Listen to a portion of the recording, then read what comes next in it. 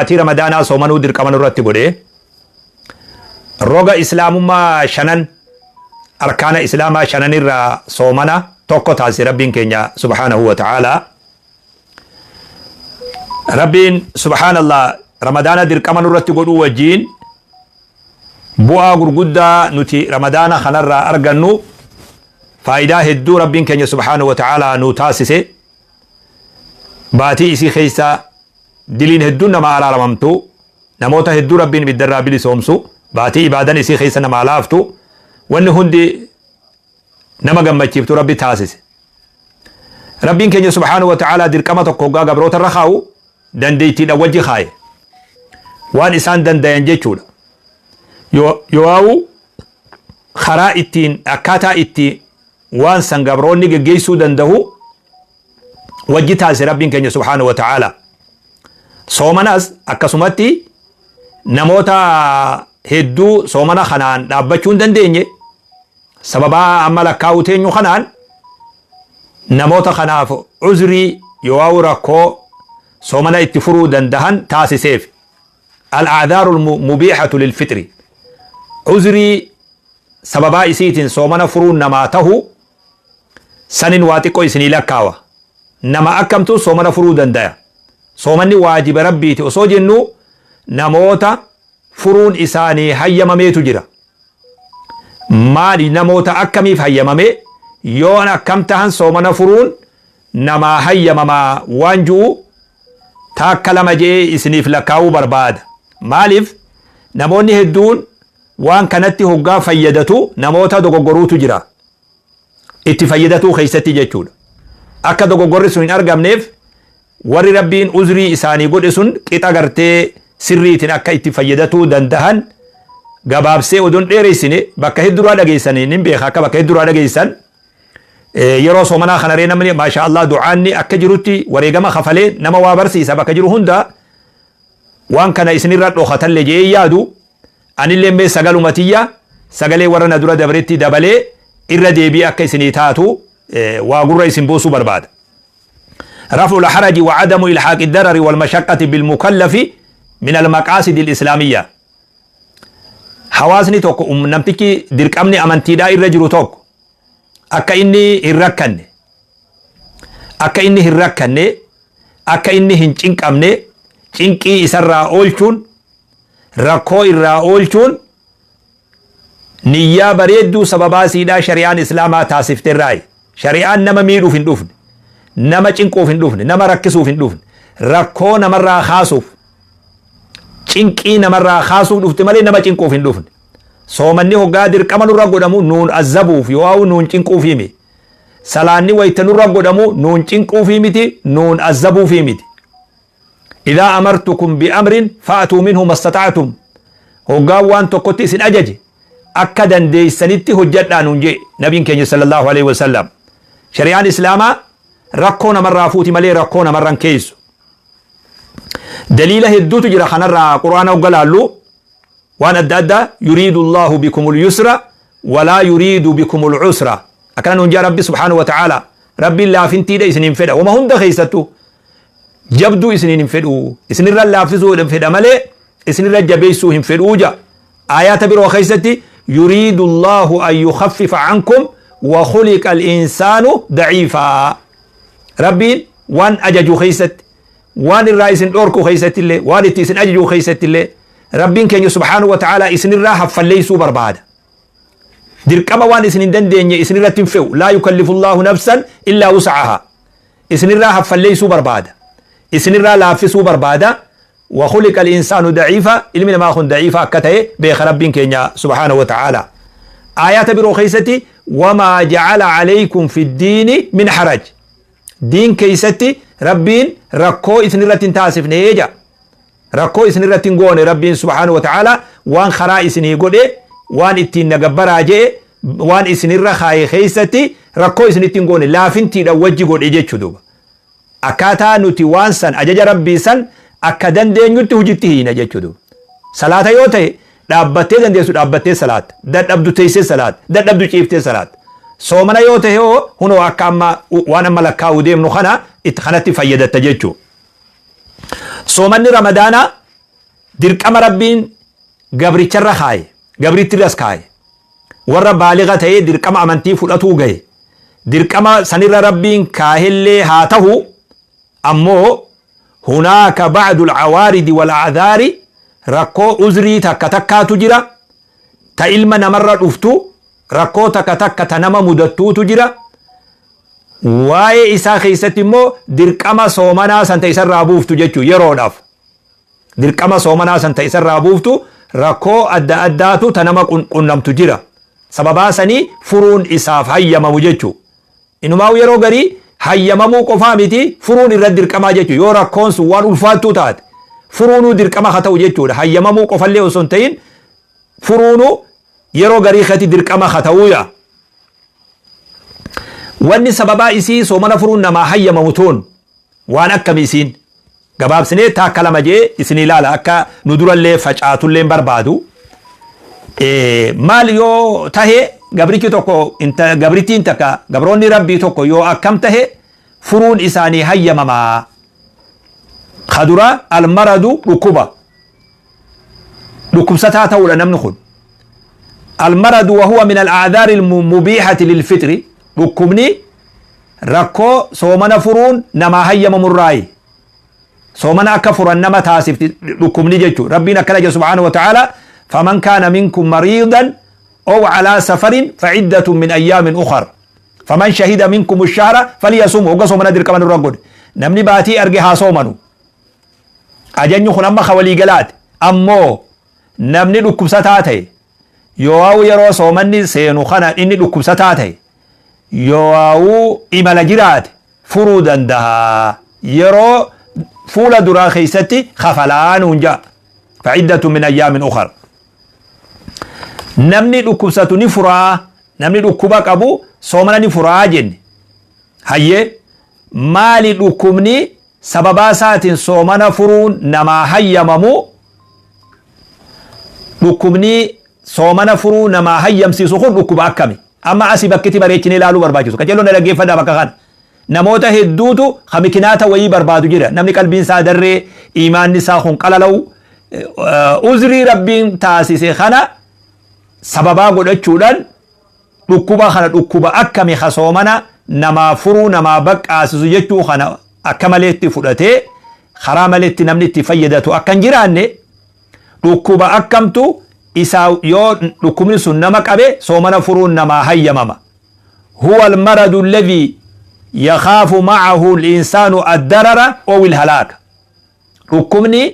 sababaa isaatiin soomana furuun namaa hayyamamu kun dhukkuba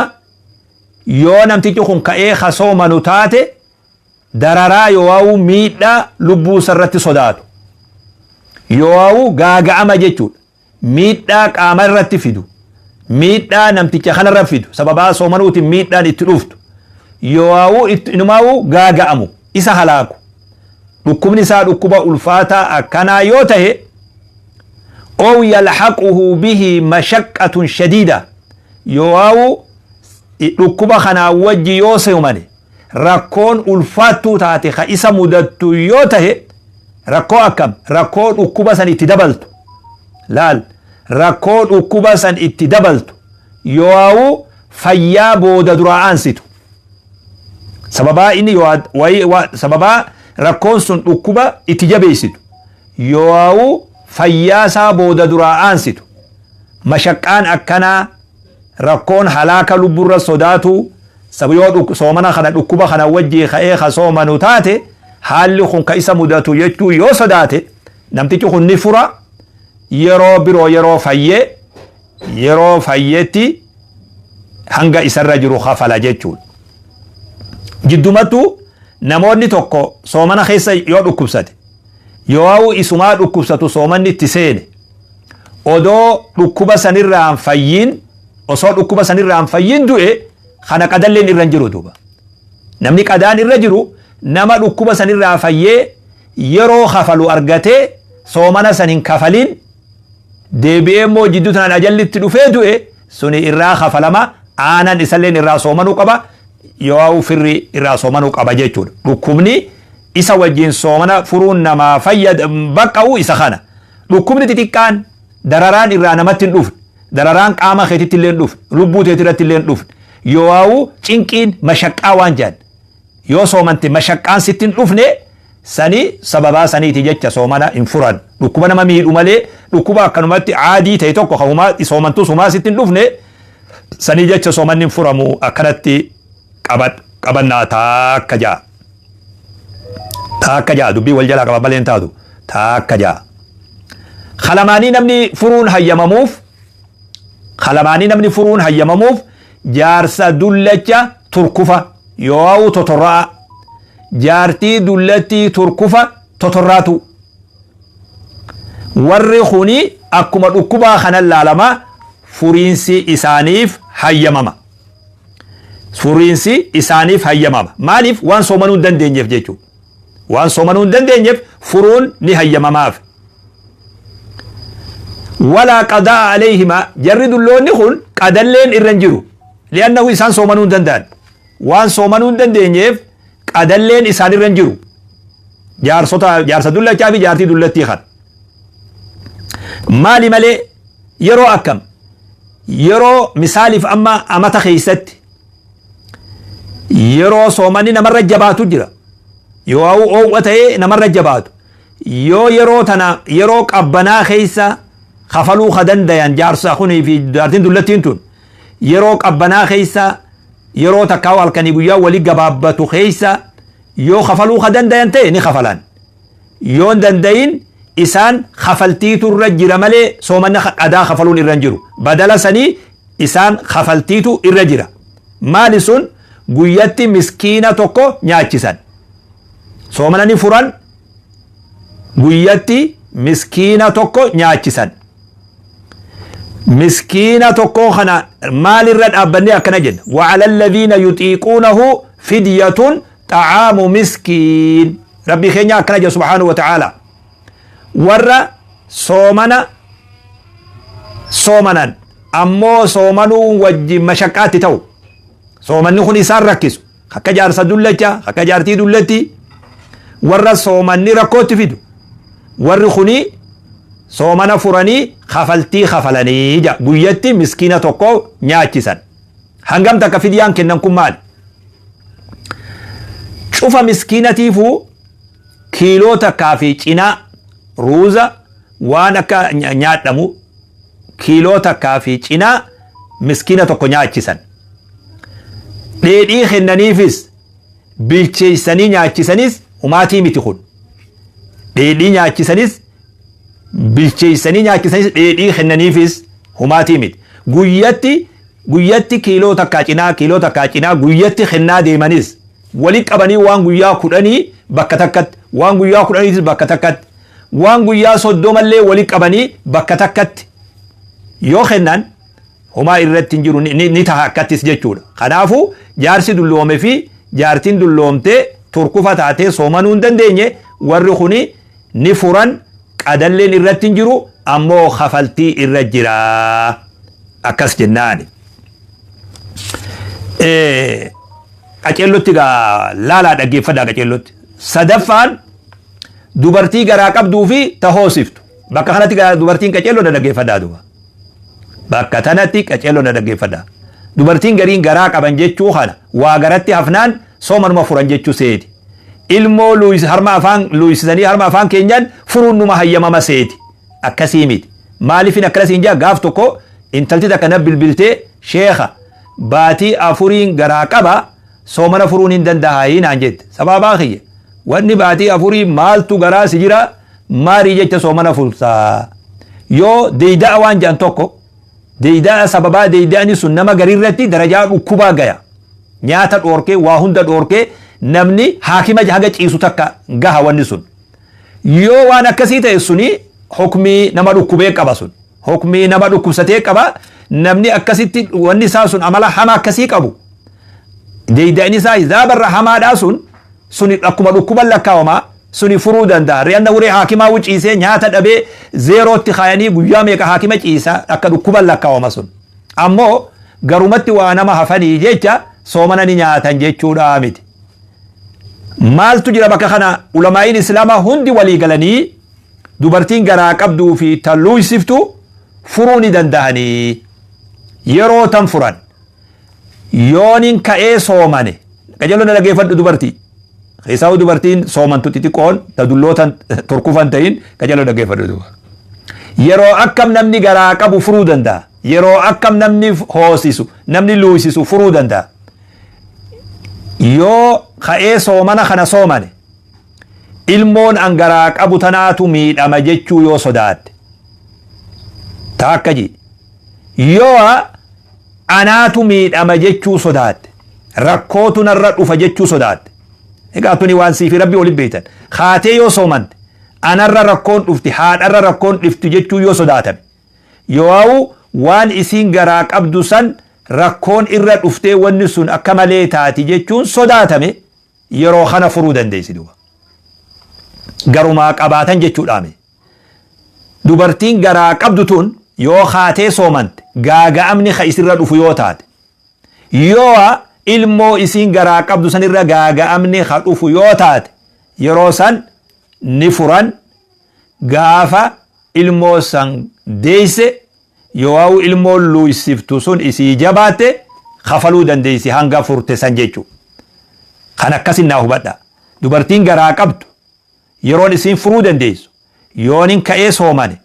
ilmoo tiyyatanirra gaaga'amni dhufa yoo lubbuu tiyyarra gaaga'amni dhufa jechuu sodaatte furtee guyyaa achi baate kafalte taluu isiftuus yoonin ka'ee soomane mucaahi ilmoo tiyyatanirra gaaga'amni dhufa rakkoon dhufti yoo anarra rakkoon dhufti jechuu sodaatte ni furti yeroo bal'ottichi baatee kafalti jechuudha malee garumatti waa nama argamanii jecha ilmuma luysisanii jecha furiinsi namaaf hin hayyamamu kana akkasitti naalaaltan afraffaan namni furiinsi isaaf hayyamamu musaafira jechuudha nama imale jechuudha namni imale tokko bakka kana qajeeloo dhaggeeffadhu namni imale tokko yoo imala saasaniin tooftaa itti soomanaan furu niyyatuu baate akkana beek namni gariin biyyoota arabaa kana yoo laaltu hoggaa ramadaanni seene gara biyya faranjii kana achi yaa'an maali safaratti ija qabatanii furuu deeman booda sin kafalanii beek warri sun rabbi naman dogoggorsu warra dogoggoree beek warra soomana dheefa imalu yoo imalti teetun tooftaa soomanaan furtu imalti teetun tooftaa soomanaan furtuuf jecha imaluu baatte yoo safarri keekun safara maasiyaa safara diliidhaa tahuu baate safara normaal naggadaaf tahuu firalaaluuf tahuu haajumaa nagayaatiif tahee namtichi musaafiraa kun ni fura akkuma rabbiin keenya isaa hayyame gaafa soomanni bahee fa'iddatun min ayyaamin ukhar guyyaa isaa hafe keeysatti kafala jechuudha maalirra dhaabbanneet rabbiin subhaanahu wa ta'aalaa quraanatti faman kaana minkum mariidan aw calaa safarin فعدة من أيام أخر نمني لكم ستاته يو إمالا جراته قيا فولا درا خيستي لكاوتا جئ رب كينيا سبحانه وتعالى خلي أكس العالم نبي كينيا صلى الله عليه وسلم إن الله ودع عن المسافر الصوم أكل النبي صلى الله عليه وسلم ربي مسافر الرا صومنا الرا همبسي صلاة اللي جناتو قرى همبسي جي صلاة ركافري لما صلاة dubartii garaa qabduu fi taluu isifturraa soomana dirqama irratti hin gooneeje safarri imalti itti soomana furuun namaa hayyamamu imala dheertuu salaata gabaabsuun itti namaa hayyamamu jechuu imala salaata gabaabsuun itti namaa hayyamamu soomanas furuun hayyamama jumhuurri ulamaa'iidha maal jedhan lafa hangam takka yoo imale namni salaata gabaabsuu dandaya soomana furuu dandaya lafa kiiloometira 80 taqriiban lafa kiiloometira 80 deemsiftu yoo imale namtichi kun musaafira jedhama furuu dandaha salaata illee gabaabsuu dandaha jedhaniin safara irra hedduun ulamaa'iidha safara kiiloometira 80 yoo imale nami tokko soomana illee furuu dandaha salaata illee gabaabsuu dandaha jedhaniin booda immoo qadaa kafala gaafa lafa bal'otti ba'e jechuudha. Namtichi musaafiraa kuni filmaata qaba. Yoo fedhe ni soomanaa, yoo fedhe ni fura. Ruqsaadha kun. Ruqsaadha. Yoo dandeettii ofirratti arge ni soomanaa. Yoo immoo dandeettii ofirraa dhabee dadhabbii fi rakkina ofirratti arge furuu danda'a. Furuun